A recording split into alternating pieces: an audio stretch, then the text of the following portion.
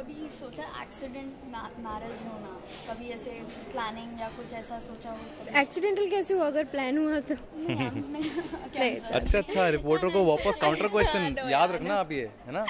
No. But it's very strange. ऐसे कभी thought आया ही नहीं कि एक्सीडेंटली भी मैरिज हो सकती है, और मैरिज वो भी इस लेवल पे कि फैमिलीज भी इन्वॉल्व हो जाए. यूजुअली अगर ऐसे कुछ हो जाए तो हम छुपाने की कोशिश करते हैं, बट यहाँ उसकी फैमिली, मेरी फैमिली, सब इन्वॉल्व हो जाते हैं इसमें. ये मुद्दा इतना बड़ा था कि फैमिलीज को आना पड़ गया, जी. एंड बहुत प्रॉब्लम्स आएंगी इसकी वजह से. बहुत. बट वही प्रॉब्लम को सॉल्व करने की कोशिश मैं करूँगा, क्योंकि मुझे हो गया प्यार. तो अब देखते हैं आगे क्या होता है. और ये प्रॉब्लम का सोल्यूशन राधा को उसकी प्रॉब्लम को बढ़ावा दे रहा है, राधा के प्रॉब्लम्स को बढ़ा रहा है. इसलिए इसको जैसे जैसे लीलाधर को प्यार हो जाता है राधा से, वैसे वैसे राधा को नफरत हो जाती है लीलाधर से.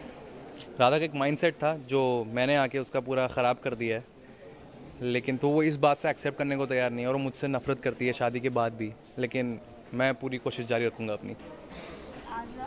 इस सीरियल में बताया गया है कि आप एक बिग टाउन लाइक मुंबई से बिलोंग करते हैं, ये गांव से, तो लाइक कुछ चैलेंजेस और समथिंग? हाँ, it is very challenging in the show for Radha to cope up, because ये इस फैमिली से बिलोंग करता है जहाँ आप मोबाइल फ़ोन भी नहीं यूज़ कर सकते, आप वॉशिंग मशीन नहीं यूज़ कर सकते, आप कौन सी भी टेक्नोलॉजी की हेल्प नहीं ले सकते. और ये ठहरे मथुरा के, वहाँ हम जीन्स और टी शर्ट भी नहीं पहन सकते. सो राधा के लिए तो बहुत सारी मुश्किलें आएंगी, और देखते हैं कि लीलाधर साथ देता है राधा का उसकी मुश्किलों को हल करने के लिए. जी, मथुरा में ऐसा नहीं है. बेसिकली मथुरा तो एक शहर ही है, छोटा सा अच्छा सा बहुत सुंदर सा शहर है, लेकिन मेरे दादाजी के ख्यालात थोड़े ऑर्थोडॉक्स हैं, और मेरे दादाजी को कोई मना नहीं कर सकता. जो उन्होंने कह दिया उनकी सब रिस्पेक्ट करते हैं, तो हमें करना पड़ेगा. तो दादाजी का कहना है कि हम इंग्लिश न्यूज़पेपर नहीं पढ़ेंगे, हम मोबाइल फ़ोन यूज़ करेंगे, तो सब अमल करते हैं उससे. मेरी मॉम ने मुझे थोड़ा सपोर्ट किया, और मैं आगे पढ़ने आया दिल्ली, और फिर हायर स्टडीज़ के लिए मुंबई. क्या आप अपने फैन के लिए राधा को प्रपोज करेंगे? प्रपोज करेंगे, क्यों नहीं करेंगे राधा, आपको तो हम ज़रूर प्रपोज करेंगे. मैं तो मौके ढूंढ रहा हूँ प्रपोज करने के, कभी तो मानेगी. तो क्या पता शायद इस वाले बाइट में वो मान जाए राधा, है ना? तो राधा, क्या आप मेरे रंग में रंगेंगी? मैं इस खेल खेल की शादी को शादी नहीं मान सकती. यही बोलना था. तो मजाक की शादी को मैं शादी नहीं मानती, समझे तुम? लेकिन मैं मनवा के रहूंगा, और आप देखिएगा. जी, जानने के लिए देखिए मेरे रंग में रंगने वाली लाइफ ओके पे 17 नवंबर से 7:30. Thank you. Thank you.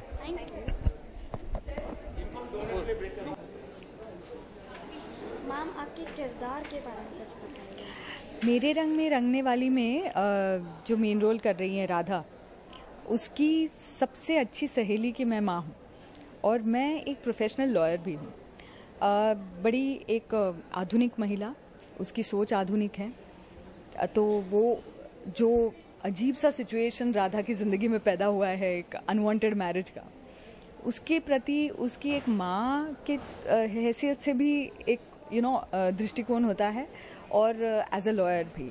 तो एक एडवाइजिंग फैक्टर भी है मेरा किरदार. और दूसरी बात ये है कि जो भी सवाल ऑडियंस के मन में आएंगे ये सब देखते हुए, वो मैं राधा से पूछती हूँ. सो मैं ऑडियंस की भी भूमिका निभा रही हूँ. So it's a nice dual role. जैसे आप बिग स्क्रीन से भी बिलोंग करती हो, तो कोई चैलेंजिंग स्मॉल स्क्रीन पे आना, कोई चैलेंजिंग कुछ ऐसा? मैं एक्चुअली अपने आप को बिग स्क्रीन की नहीं मानती हूँ सिर्फ, क्योंकि स्मॉल स्क्रीन पे तो मैंने बहुत बहुत ज़्यादा काम किया है, इनफैक्ट बनिस्पत फिल्म्स का. तो फॉर मी इट्स लाइक, मतलब घर की बात है, स्पेशली राजश्री प्रोडक्शंस की तो घर ही की बात है. So obviously that was one of the main things जिसकी वजह से मैंने ये किरदार निभाया है. हालांकि बाकी जो स्मॉल स्क्रीन पे चलता है उसमें ऐसा कुछ मेरे लिए अभी तक आया नहीं है जिसकी वजह से मैं लपक के वो काम ले लूँ. But let's see. During shooting कोई ऐसा चैलेंजेस जो आपने फेस किया? सिर्फ रात की शूटिंग का चैलेंज था.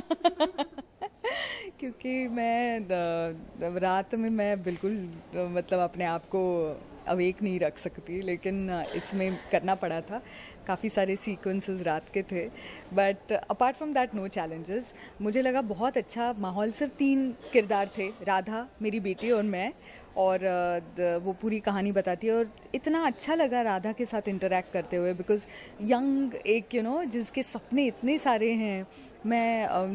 मुझे लगा कि मैंने तो कभी इतने सपने भी नहीं देखे थे when I was her age, but it was really wonderful. बहुत मज़ा आया। और वो भी महाराष्ट्र में, मैं भी मराठी हूँ। वो मेरी बेटी का किरदार जिसने निभाया वो भी मराठी है, सो थोड़ा सा घर जैसा ही लगा। जैसे बोले जाता है कि ऐसे कई बार सुना है कि जैसे आप ऑन स्क्रीन हो वैसे ही आप बैक स्क्रीन भी हो, तो उसके बारे में कुछ कहना है? मुझे लगता है कि किसी भी किरदार में अपना कुछ ना कुछ तो होता ही है, बिकॉज हम अपने बाहर आउट ऑफ बॉडी एक्सपीरियंस तो नहीं दे सकते। अपने अनुभवों से ही हम एक ऑब्जर्वेंट रह के हम एक किरदार को निभा सकते हैं। तो ऑफ कोर्स हालांकि हम अपने आप को थोड़ा सा दबा के उस किरदार को निभाने की कोशिश करते हैं, लेकिन कहीं ना कहीं हम झलकते ही हैं उसमें।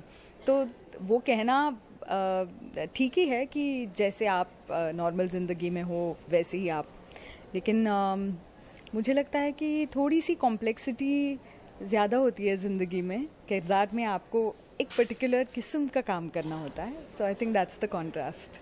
और कुछ अपना कहना चाहोगे अपने फैंस को? सिर्फ मेरे रंग में रंगने वाली ज़रूर देखिए लाइफ ओके पे 17 नवंबर से 7:30 PM। आप पूरे परिवार के साथ देख पाएंगे। ऐसा सीरियल है, आई प्रॉमिस।